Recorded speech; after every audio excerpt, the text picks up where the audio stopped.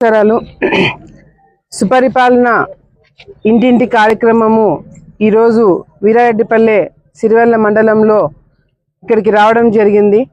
ఈ గ్రామంలో అందరూ కూడా పెద్ద పెద్ద రైతులు అంతా కూడా సెటిలర్స్ చాలా మంది ఇక్కడ ఉండడం జరుగుతుంది.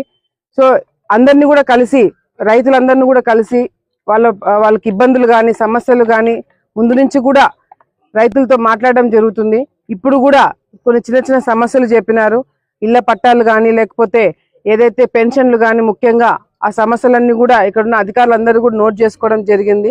తప్పకుండా పనులు అవుతాయనే నమ్మకము వాళ్ళకి ఉంది. పని చేస్తామని చెప్పి నమ్మకం మా అందరికి కూడా ఉందని చెప్పి కూడా మరి వాళ్ళు కూడా ఒక భరోసా ఇస్తూనే ఈ ప్రాంతంలో ముఖ్యంగా రైతులందరూ కూడా ఏదైతే కేసీ కెనాల్ నుంచి వచ్చే నీళ్ళ మీద ఆధారపడి ఉంటారు.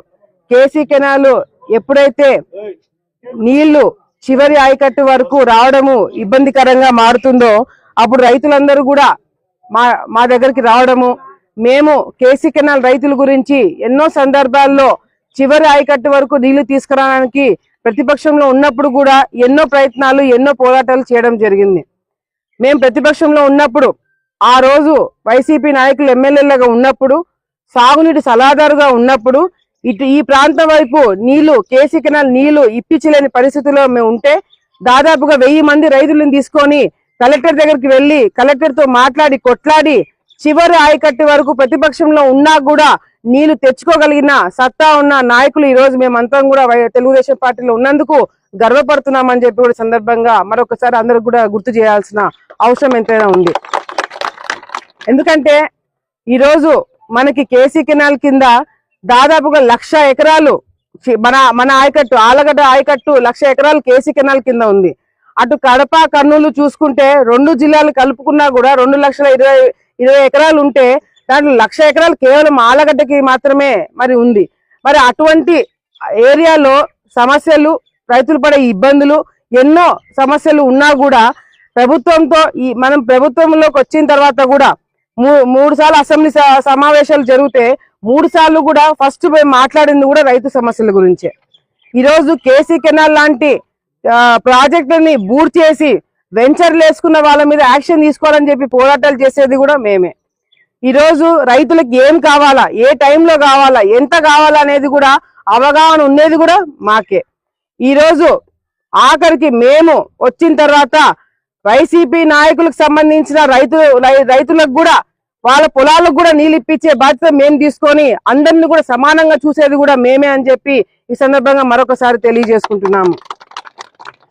అంతేకాకుండా చంద్రబాబు నాయుడు గారు అధికారంలోకి వచ్చిన తర్వాత పోలవరం పూర్తి చేయడమే కాకుండా రాయలసీమలో ఈ రోజు కృష్ణా నీళ్లే కాదు గోదావరి నీళ్లు కూడా వాడుకోవడానికి అవకాశం వచ్చేలాగా మరి ఏర్పాట్లు చేస్తున్నారంటే రాయలసీమలో ఉన్న రైతుల మీద ఆయనకి ఎంత దృష్టి ఉందనేది కూడా మనం అందరం కూడా ఒకసారి గుర్తు పెట్టుకోవాలా. ఆయన ప్రోగ్రామ్స్ అన్ని క్యాన్సిల్ చేసుకొని తెలుగు గంగకి నీరు వదులుతున్నారని చెప్పి గేట్ల ఎత్తడానికి చంద్రబాబు నాయుడు ఒక ముఖ్యమంత్రి స్థాయిలో ముఖ్యమంత్రి వచ్చినాడని చెప్తే రైతుల మీద ముఖ్యంగా మన ప్రాంతంలో ఉన్న రైతుల మీద ఎంత అభిమానం ఉందనేది కూడా మనం ఒకసారి గుర్తు పెట్టుకోవాల్సిన అవసరం ఎంతైనా ఉంది. తప్పకుండా వచ్చే రోజుల్లో కేసీ కెనాల్ కి చివరి ఆయకట్టు వరకు నీళ్ళు వచ్చేలాగా రిజర్వాయర్లు పెట్టియడమే కాకుండా మరి ఏదైతే పంట పండించుకునే దాన్ని గిట్టుబాటు ధర ఇవ్వడమే కాకుండా ఎక్కడైనా రైతులకు నష్టం జరిగితే నష్టపరిహారం కూడా టైంకి వచ్చేలాగా మేము చర్యలు తీసుకుంటామని చెప్పి కూడా ఈ సందర్భంగా రైతులకు అందరూ కూడా భరోసా ఇస్తున్నాం. నిన్న చంద్రబాబు నాయుడు గారు శ్రీశైలంకి వచ్చినప్పుడు కూడా జొన్నలు కొనుగోలు చేసుకున్నాం, కానీ జొన్నల డబ్బులు ఇంకా చాలా మంది రైతులకు పడలేదనే విషయం కూడా చంద్రబాబు నాయుడు గారు దృష్టిలో పెట్టడం జరిగింది. ఈ రోజు సీఎం ఆఫీస్ నుంచి కూడా నాకు ఫోన్ వచ్చి మీ ప్రాంతంలో ఎక్కడెక్కడ రైతులకు డబ్బులు పడలేదో అవన్నీ కూడా మాకు పంపించండి, వెంటనే డబ్బులు వేపిస్తామని చెప్పి వెంటనే నాకు సీఎం ఆఫీస్ నుంచి ఫోన్ కూడా రావడం జరిగింది. అంటే చంద్రబాబు నాయుడు గారి దృష్టిలో సమస్య పెట్టడం ఆలస్యమో దాన్ని ఎట్లా సమస్య తీర్చాలని చెప్పి వెంటనే రెస్పాన్స్ కూడా ఆ విధంగా ఉంటుందని చెప్పి కూడా ఈ సందర్భంగా మీ అందరూ కూడా తెలియజేసుకుంటూ తప్పకుండా వచ్చే రోజుల్లో రైతులకు సంబంధించిన విషయాలు కావచ్చు, ఉద్యోగాల విషయాలు కావచ్చు, పరిశ్రమల విషయాల్లో కావచ్చు, అన్ని విషయాల్లో కూడా మన ప్రాంతం ముందుకు వెళ్తుందని చెప్పి మరొకసారి భరోసా ఇస్తూ వైసీపీ నాయకులు ఏదైతే తప్పుడు ప్రచారాలు చేస్తున్నారో, తప్పుడు మాటలు మాట్లాడుతున్నారో, మనం చేసే అభివృద్ధిని అడ్డుకోవడానికి ఏ విధంగా బురద చెల్లుతున్నారు అనేది అందరూ కూడా గమనించాలా. గమనించి జగన్మోహన్ రెడ్డి గారు ఏదో మళ్ళీ ఇంటింటికి తిరుగుతాడంట, మళ్ళీ పాదయాత్ర చేస్తాడంట. నేను ఒకటే సలహా చెప్తున్నాను, మీరు బయటకు వచ్చిన ప్రతిసారి ఎవరికొకరికి ఏదో ఒకటి అవుతుంది. మొన్న పాపం ఎవరో మీ కార్యకర్త మీ కారు కింద పడి చనిపోవడం జరిగింది. నిన్న మీరు బయటకు వచ్చి తిరుగుతుంటే లాఠీ చార్జ్ ఏదో చేశారని చెప్పి మీ కార్యకర్త తల పగలడం జరిగింది.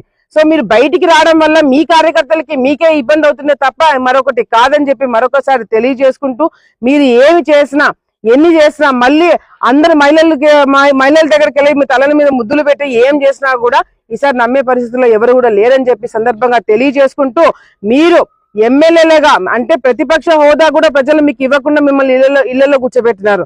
మీరు ఏదైనా బయటకు వచ్చి మేము చేసే అభివృద్ధి కార్యక్రమాలను అడ్డుకోవడానికి ప్రయత్నం చేసినా కూడా ఈసారి మేము ముందుకు రాము, ప్రజలే మిమ్మల్ని తరిమి కొడతారని చెప్పి ఈ సందర్భంగా ప్రజలందరూ కూడా తెలియజేసుకుంటూ, మరొకసారి చంద్రబాబు నాయుడు గారికి రైతులందరి తరపు నుంచి ధన్యవాదాలు.